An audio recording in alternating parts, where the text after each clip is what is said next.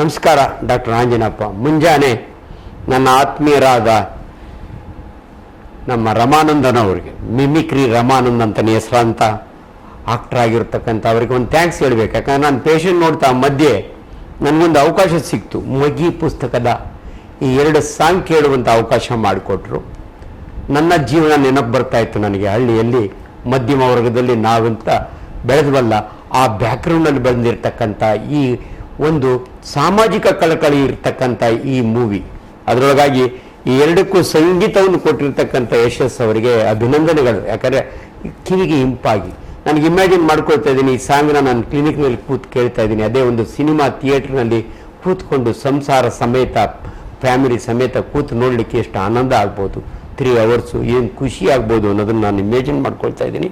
ಹರಿವರ ಹಾಸನಂ ಅವರು, ನಾನು ನೋಡಿಲ್ಲ ಅವ್ರನ್ನ, ಅವರ ಡೈರೆಕ್ಷನಲ್ಲಿ ಬಂದಿರತಕ್ಕಂಥ ಇಡೀ ಮೂವಿ ಒಂದು ಸಾಂಗ್ನಲ್ಲೇ ಕೂಡ ಹೇಳ್ತಾರೆ, ಅನ್ನ ಬೆಂದಿದೆಯೋ ಇಲ್ಲೋ ಅಂತ ನೋಡಲಿಕ್ಕೆ ಒಂದು ಅಗಲಿ ಇಚ್ಕೀರೆ ಸಾಕು ಅಂತಾರೆ. ಈ 2 ಸಾಂಗ್ನಲ್ಲೇ ಅವರ ಆ ಕಲೆಯನ್ನು ನಾನು ಅಸೆಸ್ ಮಾಡಿ ಬಂದೆ. ನಾನೊಬ್ಬ ವೈದ್ಯನಾದರೂ ಕೂಡ ನಾನು ಕಲಾ ಆರಾಧಕ, ನಾನು ಕಲಾವಿದ. ಒಳ್ಳೆ ಮಾತಾಡ್ತೀನಿ, ಆದರೆ ನನಗೆ ಆಡಲಿಕ್ಕೆ ಅದಕ್ಕೆಲ್ಲ ಅಷ್ಟೊಂದು ಟ್ಯಾಲೆಂಟ್ ಇಲ್ಲ. ಆದರೆ ಕಲಾವಿದರನ್ನು ಕಂಡ್ರೆ ನನಗೆ ತುಂಬ ಹೆಮ್ಮೆ ಅನಿಸುತ್ತೆ. ಅದರೊಳಗಾಗಿ ನಮ್ಮ ರಮಾನಂದ ಅವರ ಎಲ್ಲ ಸ್ನೇಹಿತರು ಕೂಡ ನನಗೆ ಕೊರೋನಾ ಸಮಯದಲ್ಲಿ ನಾನು ಅವ್ರ ಜೊತೆಯಲ್ಲಿ ಸೇರಿಕೊಂಡು ಎಷ್ಟು ಹೆಲ್ಪ್ ಮಾಡಿದ್ದು ನಂಗೆ ಗೊತ್ತಿಲ್ಲ, ಬಟ್ ನನ್ನಂತೂ ಯಾವಾಗಲೂ ನೆನೆಸ್ಕೋತಾರೆ.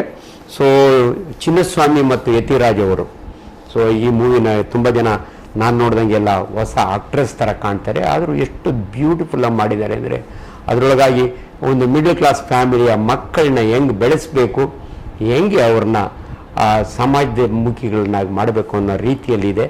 ನಾನು ನಿಜವಾಗ್ಲೂ ಇವರೆಲ್ಲರ ಜೊತೆಯಲ್ಲಿ ಕೂತ್ಕೊಂಡು ಥಿಯೇಟ್ರ್ನಲ್ಲಿ ಕೂತ್ಕೊಂಡು ನೋಡೋ ಒಂದು ಆಸೆಯಲ್ಲಿದ್ದೀನಿ.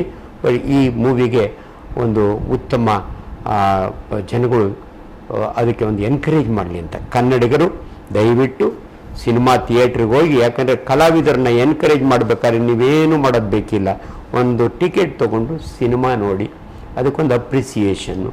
ಸೊ ಆ ದೃಷ್ಟಿಯಲ್ಲಿ ಒಳ್ಳೆಯದಾಗಲಿ ಅಂತ ನಾನು ವಿಶ್ ಮಾಡ್ತೀನಿ. Thank you very much.